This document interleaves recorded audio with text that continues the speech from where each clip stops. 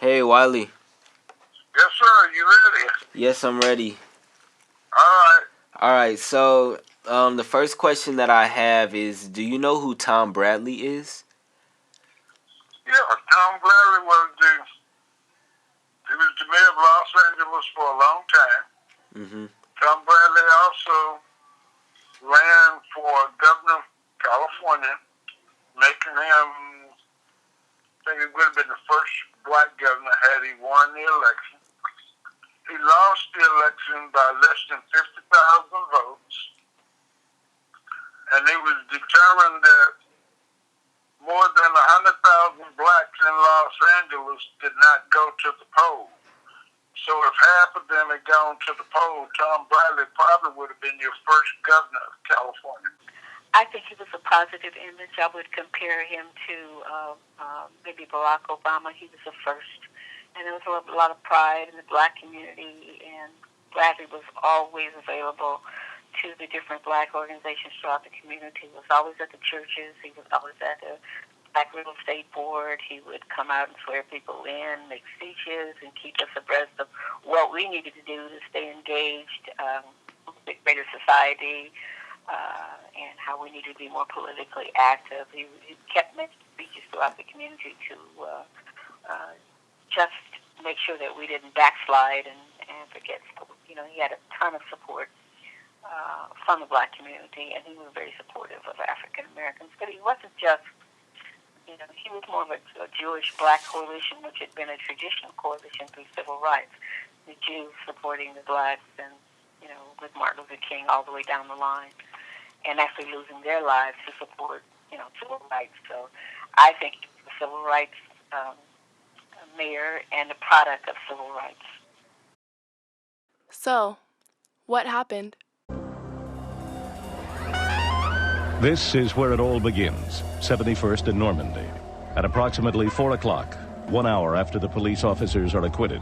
It's like a storefront, actually, Paul. We're going to move in here nice and slow. We've got a couple other helicopters with us, and we'll take a look at it. You can see that this thing is just really involved. Now we've got units from the... If you get caught with a little piece of crack, you can do 10, 20 years.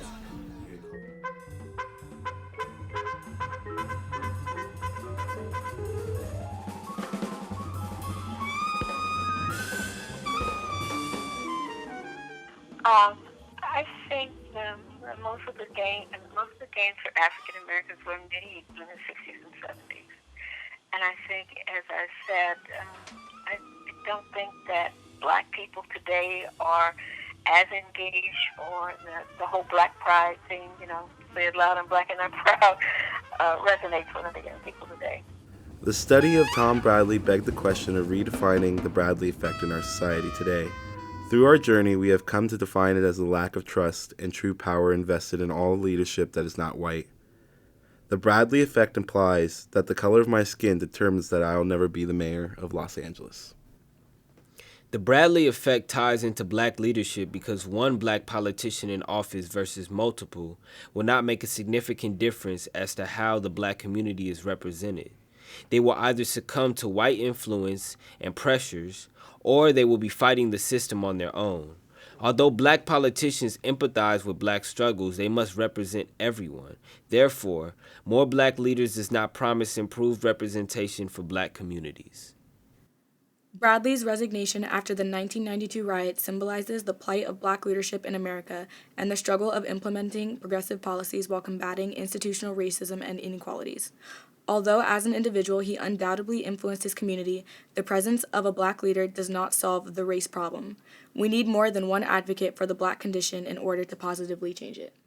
Ultimately, transformation cannot rely on government intervention within the flawed system, but instead stem from individuals and their agency to influence their local communities.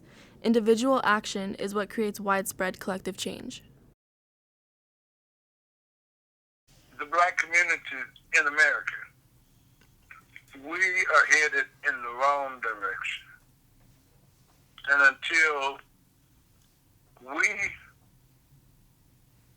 show love and respect for ourselves, first of all, nobody else is going to respect